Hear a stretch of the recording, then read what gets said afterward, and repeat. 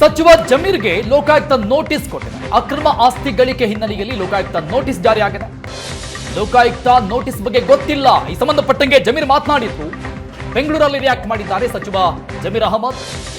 Lokayukta notice ಕೊಡೋದು ಅದೊಂದು ಪ್ರಕ್ರಿಯೆ. ನೋಟಿಸ್ ಕೊಟ್ಟಿದ್ದರೆ ವಿಚಾರಣೆಗೆ ಹಾಜರಾಗಲೇಬೇಕು ಅಂತ ಜಮೀರ್ ಅಹಮದ್ ಮಾತಾಡಿದ್ದಾರೆ ಬೆಂಗಳೂರಲ್ಲಿ.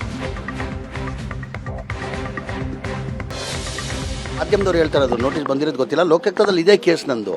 ನೋಟಿಸ್ ಬಂದಿರೋದು ನನಗೆ ಗೊತ್ತಿಲ್ಲ. ನೀವು ಹೇಳ್ತಾ ಇದ್ದೀರಾ ನನಗೆ ಗೊತ್ತಿಲ್ಲ. ನಾನು ಕೇಳಿದ್ದೀನಿ, ಕೊಡಲೇಬೇಕು ನೋಟಿಸ್, ಅಟೆಂಡ್ ಆಗಲೇಬೇಕು. ಅದು ನೋಟಿಸ್ ರೋಟೀನ್, ಅದು ನೋಟಿಸ್ ಕೊಡೋದು ರೋಟೀನ್. ಅದು ಆ್ಯಕ್ಚುಲ್ ಇ ಡಿ ಅವರು ACPಗೆ ಫಾರ್ವರ್ಡ್ ಮಾಡಿದ್ರು ಕೇಸ್. ACP ರದ್ದಾದಮೇಲೆ ಈಗ ಲೋಕಾಯುಕ್ತಕ್ಕೆ ಬಂದಿದೆ. ಅದೇ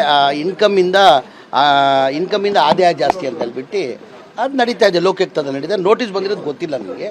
ನೋಟಿಸ್ ಬಂದರೆ ಹೋಗಿ.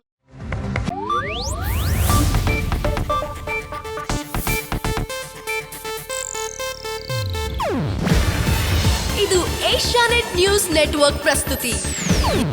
ನೀವು ನೋಡ್ತಿದ್ದೀರಾ ಏಷ್ಯಾನೆಟ್ ಸುವರ್ಣ ನ್ಯೂಸ್.